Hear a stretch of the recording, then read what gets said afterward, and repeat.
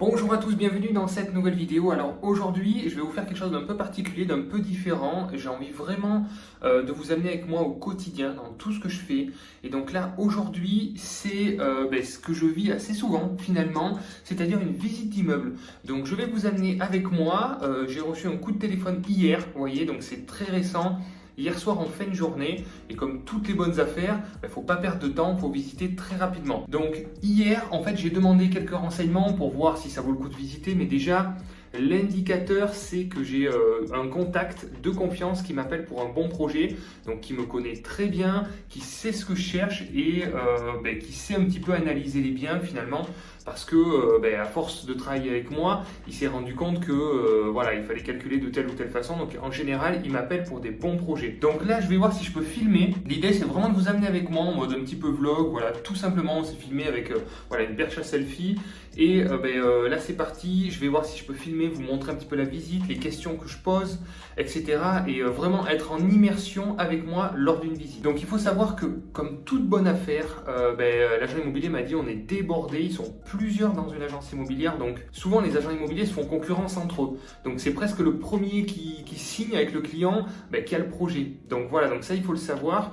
Et pourquoi cet agent immobilier m'appelle, c'est la relation que j'ai avec lui. Voilà, parce que c'est une bonne affaire. Donc clairement, tous les jours, il me le dit, tous les jours, j'ai des gens qui viennent dans l'agence immobilière qui me disent moi, je cherche de 10% bien placé en centre-ville, sans travaux, avec du parking, du stationnement, des grands appartements. Bon, voilà, le truc rêvé que tout le monde cherche et qui est quasiment introuvable en fait, qui est très dur à trouver. Et quand ils trouvent un bien intéressant, comme ça, franchement, ils ne vont pas le proposer à une personne qui est passée hier un peu par hasard. Ils vont le proposer à quelqu'un qu'ils connaissent, de confiance, pour lui faire bénéficier cette bonne affaire, puisque c'est une relation durable, une relation humaine.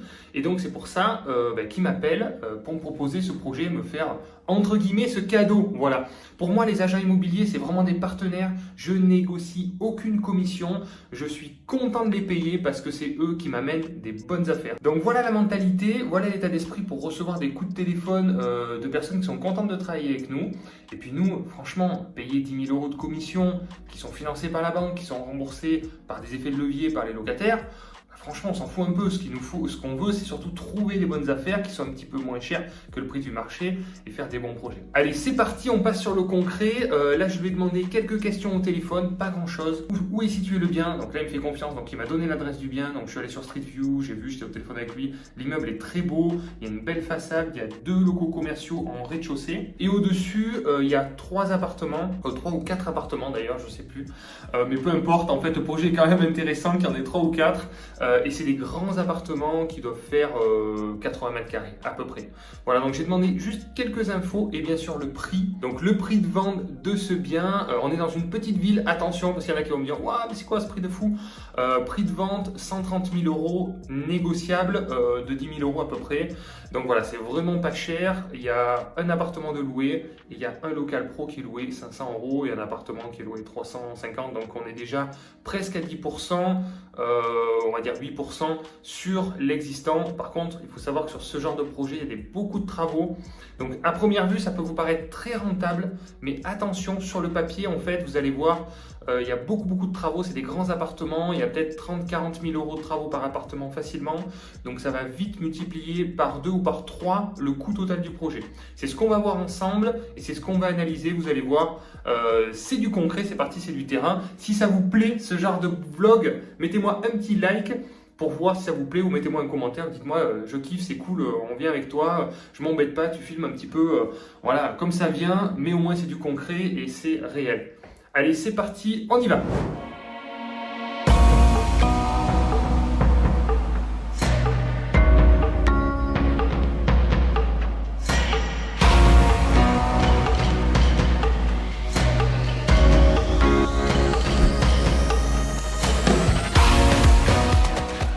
Hop, allez, c'est parti! Bon, il fait pas super beau par contre, désolé, ça sera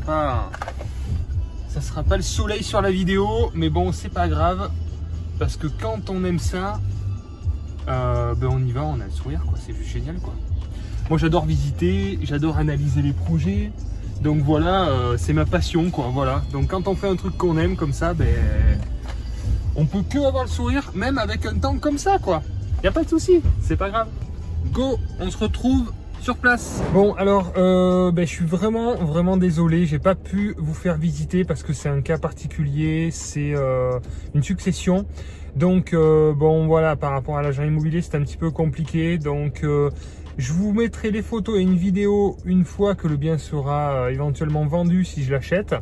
Mais là j'ai pas pu vous faire visiter, donc je vais vous faire un petit retour quand même sur cette visite. Ça s'est très bien passé.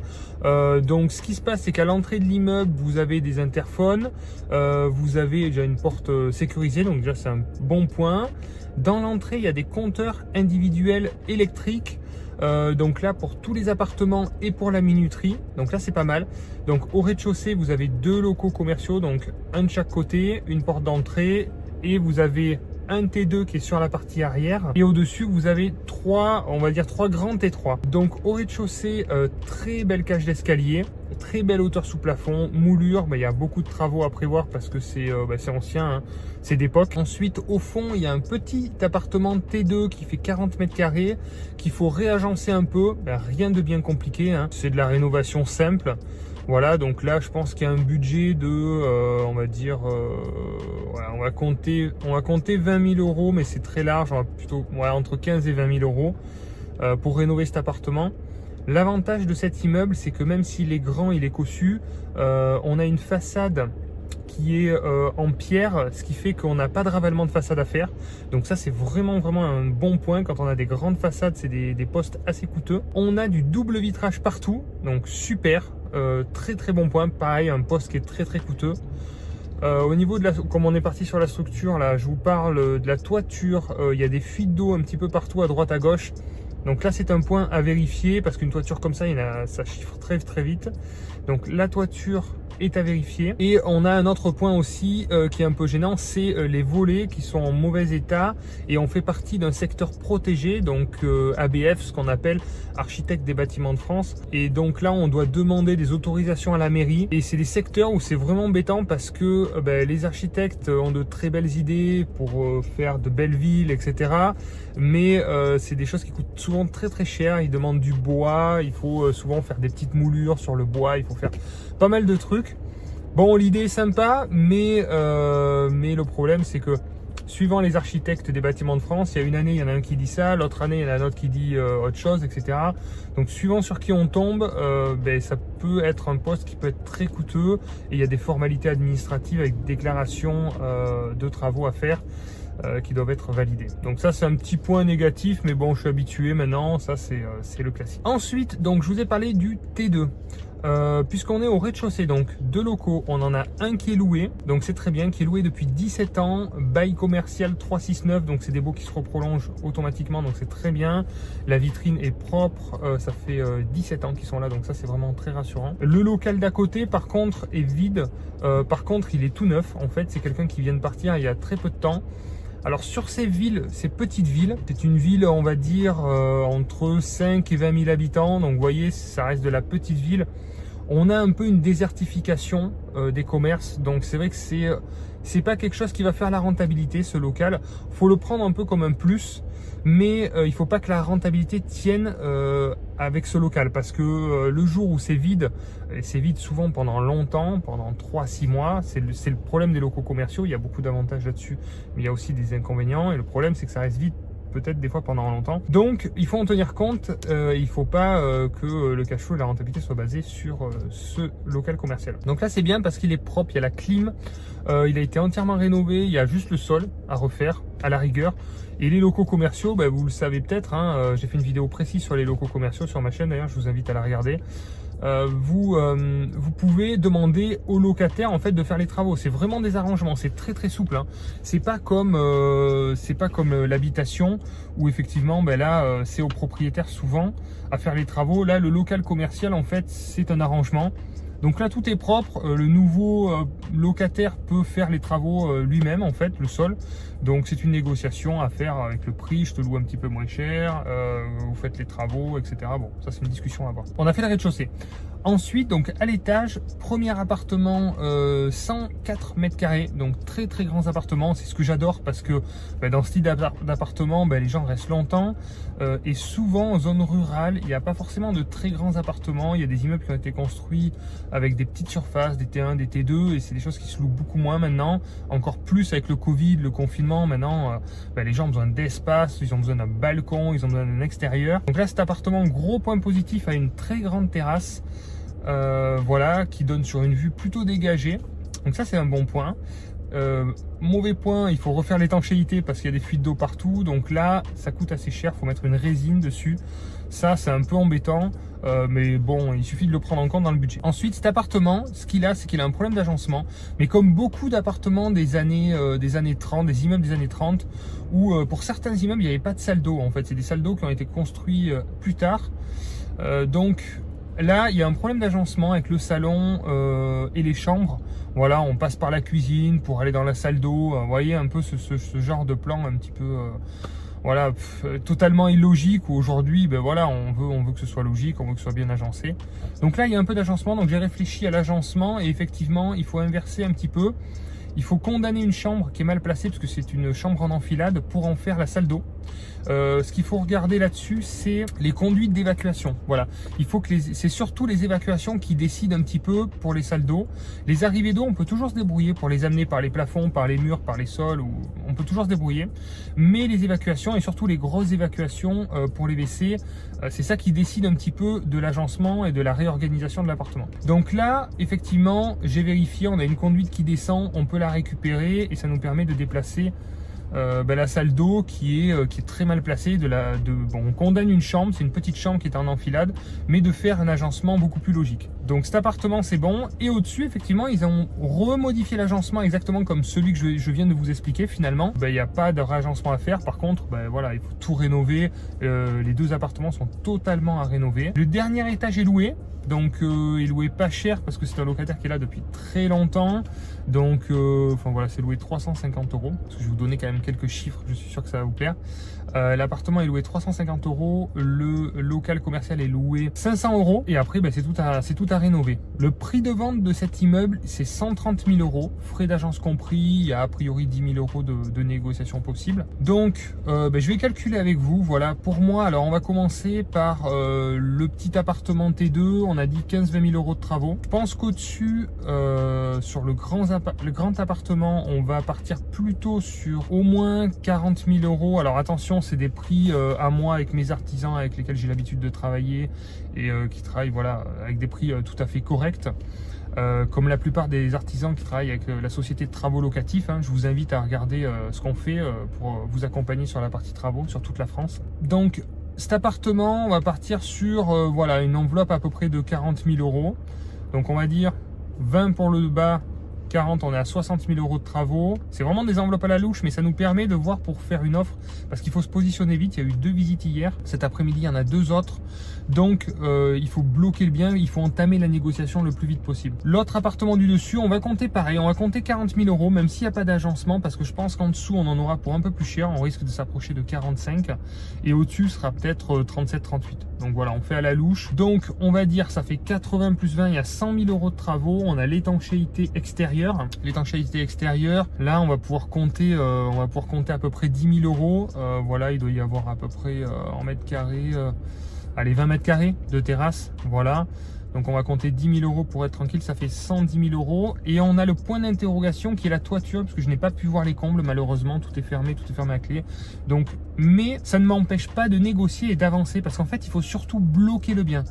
Ce qu'il y a, c'est que je pourrais toujours me désengager après si je me rends compte qu'effectivement la charpente est pourrie, la toiture est pourrie, je me retirerai du projet. C'est pas grave, il n'y a pas de pénalité, on peut se retirer tant qu'on n'a pas signé le compromis à tout moment. Donc je vais mettre une réserve quand même sur cette toiture, mais sinon voilà, on est sur un budget de 110 000 €. Ensuite le prix d'acquisition, on a dit 130, je sais qu'il y a 10 000 € de négociation, donc on va dire 120, ce qui nous fait 230 000 €. On va rajouter, allez, 15 000 € de frais de notaire, ouais, 10 000 € parce que là non, on est sur des petits prix, ça fait 240, donc 240 000, coût total du projet s'il n'y a pas la toiture, s'il n'y a pas les comptes. Ok, Donc là, on se retrouve avec 4 appartes et 2 locaux. Il faut toujours prendre une marge de manœuvre, une marge d'imprévu, de surplus et tout. Donc on va dire 250 000.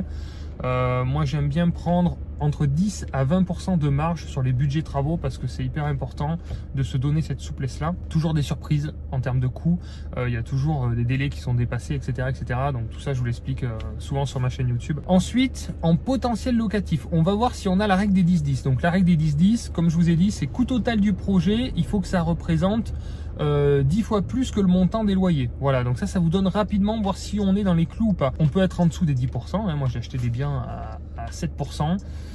J'ai des biens au-delà de 10%, mais on voit si on est proche ou si on s'en éloigne totalement. Au rez-de-chaussée, on a dit un local qui est loué 500 €. On va dire que l'autre, on va être pessimiste, on va le louer 300 €. Voilà, jamais être pessimiste sur les locaux commerciaux. Donc ça fait 800 € pour les 2 locaux. Le petit T2, on va dire rénové, on va partir sur allez, 300 €. C'est vraiment à chaque fois, je minimise les prix pour avoir que des bonnes surprises.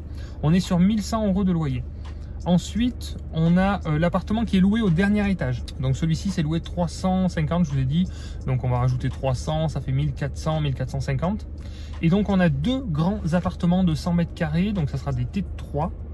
Ça fera un très grand T3. Donc ceux-là, on va les louer. Allez, on va compter 500 € par appartement. Donc 500 €, ça fait 1000 € de plus. On est à 2450 € par mois. Et donc forcément, on se rend compte, multiplié par 12, qu'on est pas mal. Et donc là, en fait, je viens de vous faire la vidéo. Là, je le fais avec vous. J'ai rien préparé, aucun chiffre. C'est vraiment instinctif. Donc, bien sûr, je vais reprendre tous les chiffres. C'est-à-dire que je vais aller sur meilleurtaux.com. Je vais regarder combien va me coûter un crédit de 250. Mais je pense que je vais englober plus. Je vais mettre 20 000 € de plus parce qu'on voit que ça passe en termes de rentabilité pour prévoir la toiture. Combien ça me coûte? La taxe foncière, elle est hyper élevée. Elle est de 6 000 €. Donc, vous voyez, même si des fois, on est sur des rentabilités intéressantes, si on n'a pas toutes les données chiffrées, on ne peut pas savoir si le projet est intéressant. Donc, la taxe foncière, on est à 6 200 €. Ensuite, je vais calculer le montant de la gestion locative, donc 2450 x 12. Donc moi, je suis, suivant les agences, j'ai des agences qui me prennent que 4 à 5% de gestion et j'ai des agences qui me prennent 8%. Donc là, ici, sur ce secteur, j'ai une agence où j'ai négocié, j'arrive à avoir du 5% de gestion. Donc frais de gestion, assurance propriétaire non occupant, voilà, je vais calculer tous mes frais et on va regarder le cash flow. Donc ça, on va faire ça après à la maison, on va rentrer. Voilà, donc c'est très terrain, je suis désolé, j'ai pas pu vous montrer l'immeuble, ça m'embête. Ça sera pour le prochain coup, c'est pas grave. Dites-moi dans les commentaires si ça vous plaît. N'oubliez pas que vous avez la checklist à télécharger pour visiter, c'est-à-dire pour analyser l'immeuble. Vous avez une checklist dans la description où point par point, je vous explique à quoi faire attention pendant la visite pour bien analyser le projet. Donc n'hésitez pas à regarder, vous la téléchargez, c'est gratuit, c'est dans la description. J'espère que ça vous a plu. N'hésitez pas si vous avez des questions, si ça vous plaît, dites-moi ce que vous en pensez. Faites-moi votre meilleur commentaire. Et puis merci d'avoir regardé la vidéo. Et puis on continue sur la chaîne YouTube à vous faire de nouvelles vidéos et à vous montrer très concrètement ce qu'est ma vie d'investisseur, ce que sont les visites. Alors on est sur le terrain. Et puis, j'espère que ça vous aidera à passer à l'action. Sinon, il y a Projet Locatif qui est là pour vous aider aussi. Vous le savez maintenant, vous le savez tous depuis que vous me suivez. Où on peut vous accompagner, vous proposer des projets clés en main, sécurisés, rentables, par des investisseurs confirmés sur toute la France. Voilà, c'était l'instant pub. Merci d'avoir regardé la vidéo, à bientôt. Et puis, pensez à vous, investissez. Ciao, ciao.